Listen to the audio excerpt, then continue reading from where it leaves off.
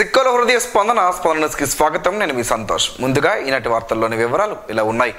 అరసవేలిలో వేంచేసి ఉన్న ప్రత్యక్ష దైవం శ్రీ సూర్యనారాయణ స్వామి వారిని దర్శించుకునేందుకు దూర బారాల నుంచి భక్తులు తరలి రావడంతో అరసవేలి క్షేత్రం భక్తులతో కిటకిటలాడింది.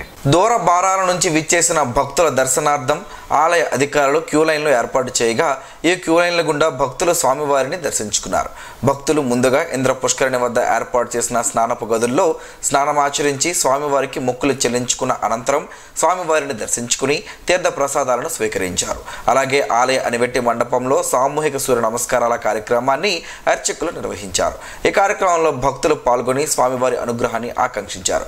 ఆలయ ప్రాంగణంలో దర్శనం అనంతరం తిరిగి వెళ్లే భక్తులకు ఆలయ అధికారులు ఉచితంగా ప్రసాదాన్ని అందజేస్తున్నారు. ప్రతిరోజు ఆలయ ప్రాంగణంలో జరిగే అన్న ప్రసాద వితరణ కార్యక్రమం ఈ రోజు కూడా జరిగింది. ఆలయ ప్రాంగణం అంతా భక్తులతో కిటకిటలాడగా భక్తులకు అన్ని ఏర్పాట్లను అధికారులు ఏర్పాటు చేశారు. ఈ మేరకు స్వామివారికి భక్తుల నుంచి వివిధ రూపాయల్లో వచ్చిన ఆదాయ వివరాలను ఈవో ఒక ప్రకటనలో వెల్లడించారు.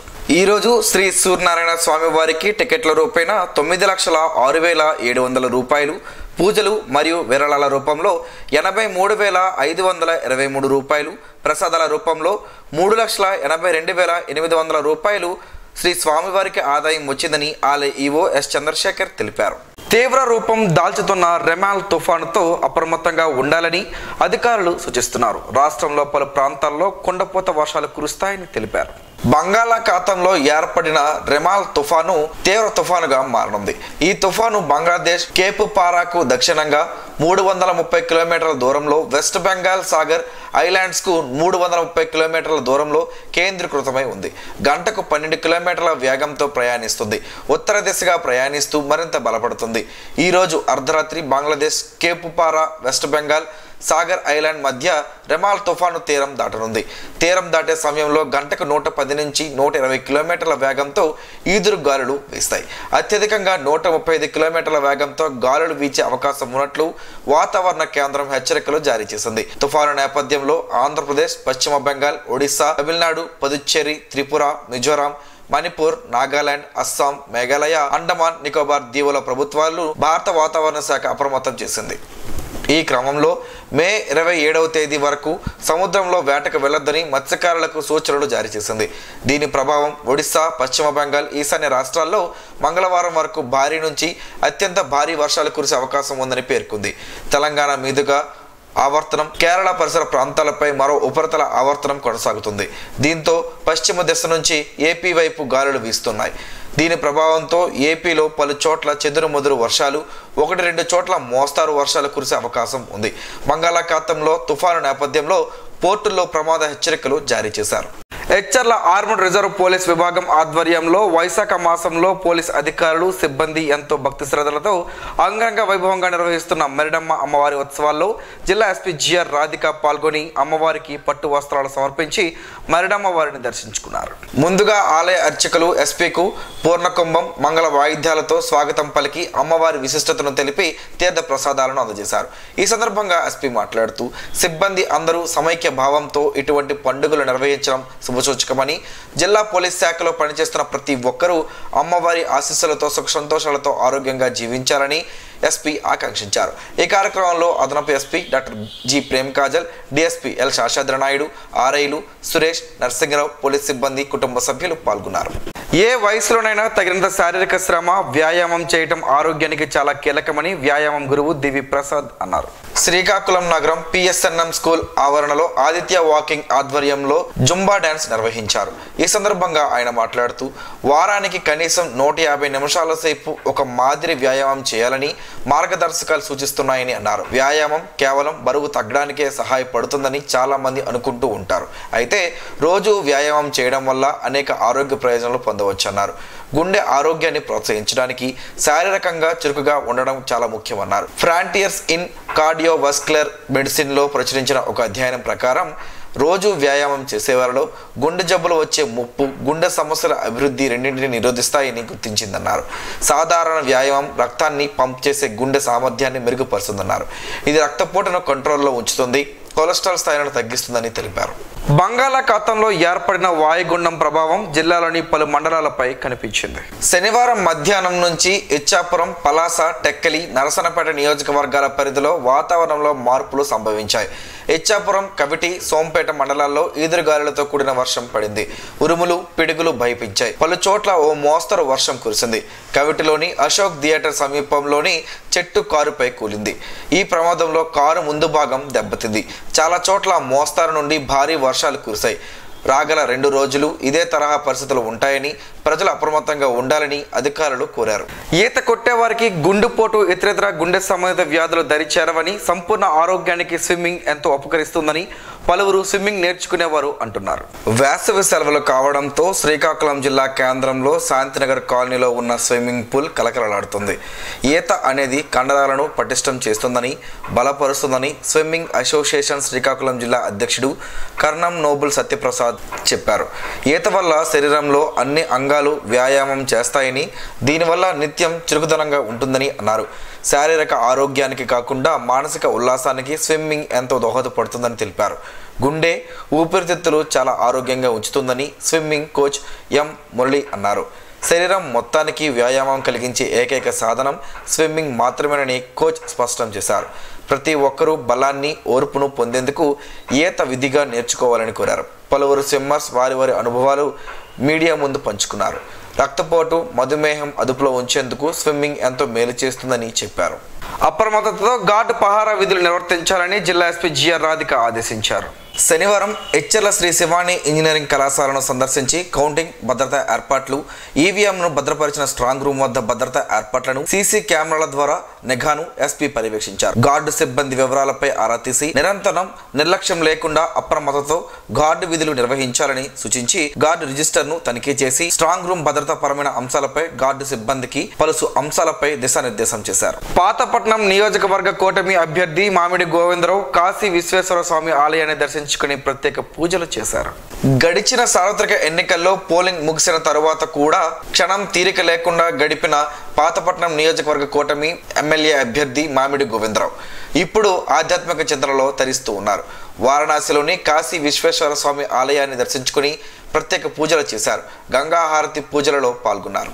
దివ్యాంగ పిల్లల సర్వే సక్రమంగా నిర్వహించాలని సంబంధిత సిబ్బందికి ఎంఈఓ 1-2 సంపత్రావు అప్పలరాజు, ఎల్వి ప్రతాప్లు ఆదేశించారు. మండలంలో పలు గ్రామాల్లో సర్వే నిర్వహిస్తున్నారు.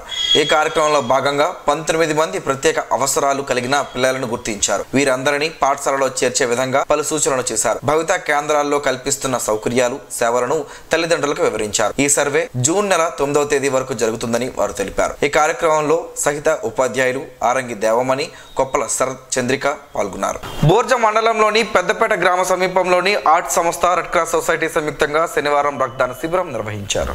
ఈ కార్యక్రమానికి ముఖ్య అతిథిగా తెలుగు యువత రాష్ట్ర ఉపాధ్యక్షుడు అన్నెపు రామకృష్ణ నాయుడు హాజరయ్యారు.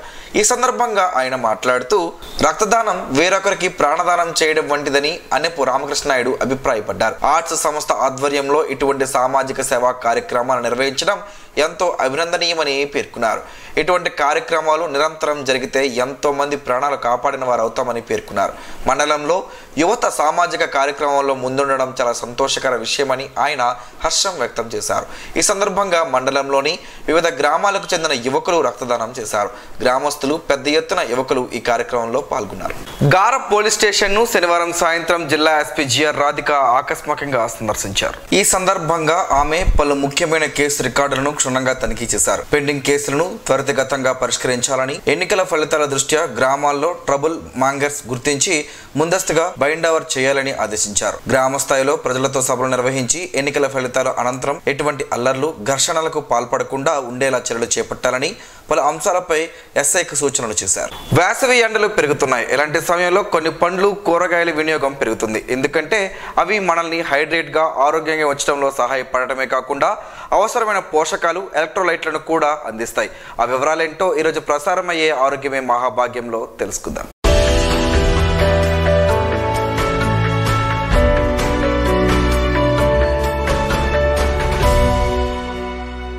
వేసవి కాలంలో ఎండలు బాగా పెరుగుతున్నాయి.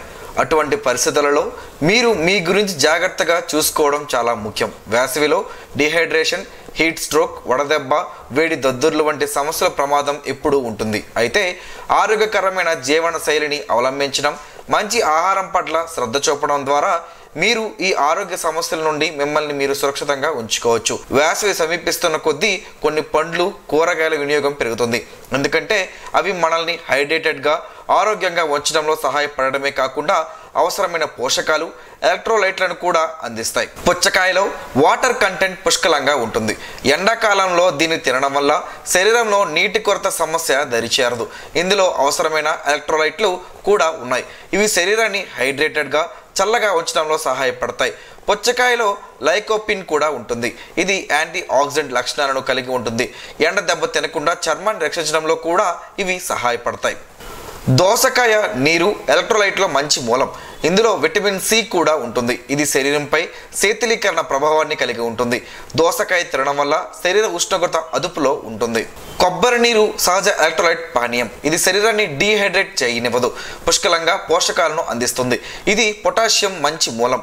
ఇది హృదయ స్పందన రేటు, రక్తపోటును నియంత్రించడంలో సహాయపడుతుంది. పుదీనా శరీరంపై చల్లదనాన్ని కలిగిస్తుంది. ఇది మిమ్మల్ని తాజాగా అనుభూతి చెందుతుంది. పెరుగులో ప్రోబయోటిక్స్ ఉంటాయి. ఇవి పేగును ఆరోగ్యంగా ఉంచడంలో సహాయపడతాయి, జీర్ణక్రియను మెరుగుపరుస్తాయి. పెరుగు కాల్షియం, ఇతర ముఖ్యమైన పోషకాల అద్భుతమైన మూలంగా పరిగణించబడుతుంది. ఇది శరీరాన్ని చల్లగా ఉంచడంలో సహాయపడుతుంది. బ్రోమైలైన్ అనే ఎంజైమ్ పైనాపిల్లో ఉంటుంది. ఇది యాంటీ ఇన్ఫ్లమేటరీ లక్షణాలను కలిగి ఉంటుంది. ఈ పండు శరీరంలో మంటను తగ్గించడంలో సహాయపడుతుంది. పైనాపిల్ విటమిన్ సి, ఇతర యాంటీ ఆక్సిడెంట్లకు మంచి మూలం. ఇది సూర్యరశ్మి నుండి చర్మాన్ని రక్షించడంలో సహాయపడుతుంది. టమాటాలు లైకోపిన్, యాంటీ ఆక్సిడెంట్లు పుష్కలంగా ఉంటాయి. ఇవి సూర్యరశ్మి నుండి చర్మాన్ని రక్షించడంలో సహాయపడతాయి. వారు విటమిన్ సి ఉత్తమ మూలంగా కూడా పరిగణించబడ్డారు. ఆకుకూరల్లో కాలే, ఆకుకూరలు, బచ్చల కూర, మెంతులు మొదలైనవి ఉన్నాయి. ఇవన్నీ అవసరమైన విటమిన్లు, ఖనిజాలను కలిగి ఉంటాయి. గ్రీన్ లీఫ్ వెజిటేబుల్స్ శరీరంపై శీతలీకరణ ప్రభావాన్ని కలిగి ఉంటాయి. శరీర ఉష్ణోగ్రతను కూడా నియంత్రించగలవు. నిమ్మరసంలో సిట్రిక్ యాసిడ్ ఉంటుంది. ఇది శరీరంలోని pH బ్యాలెన్స్ను నియంత్రించడంలో సహాయపడుతుంది. శరీరంలో వేడిని కూడా తొలగిస్తుంది. సోంపు గింజలు శరీరంపై చల్లదనాన్ని కూడా కలిగి ఉంటాయి. ఇవి మంటను తగ్గించడంలో కూడా సహాయపడతాయి. సోంపు గింజలను తీసుకోవడం ద్వారా జీర్ణ వ్యవస్థ చక్కగా ఉంటుంది. ఇందులోని అంశాలు కేవలం అవగాహన కోసం మాత్రమే, ఆరోగ్య నిపుణుల సలహా మేరకు అందించడం జరుగుతుంది. ఏదైనా సందేహాలు ఉంటే వైద్య నిపుణులను సంప్రదించండి.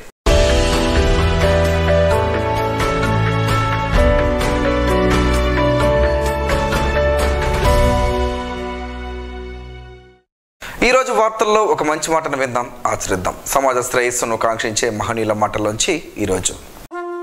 జీవనం గమనం గమ్యం. ఋషి చింతన. మీరు అద్దములో మీ ముఖం చూస్తే ఋషులు హృదయంలో పరమాత్మను అంతర్గతంగా చూస్తారు. చేతులతో చేసినవారు చరిత్రలోనే మిగులుతారు.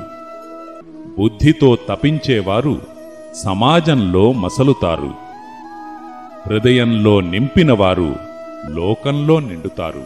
ఓం శ్రీ గాయత్ర్యై నమః. స్పందన ప్రేక్షకుల కోసం స్పందన న్యూస్ని ఇప్పుడు యూట్యూబ్లో అందుబాటులో ఉంచడమైంది. SDV స్పేస్ స్పందన అని టైప్ చేసి వీక్షకులు తమ అనుకూలమైన సమయంలో న్యూస్ వీక్షించగలరు. ఈ వార్తలు ఇంతటితో సమాప్తం. మరలా ప్రసారం అయ్యే స్పందన న్యూస్లో కలుసుకుందాం. అంతవరకు సెలవు, నమస్కారం. మీ మాటే మా బాట.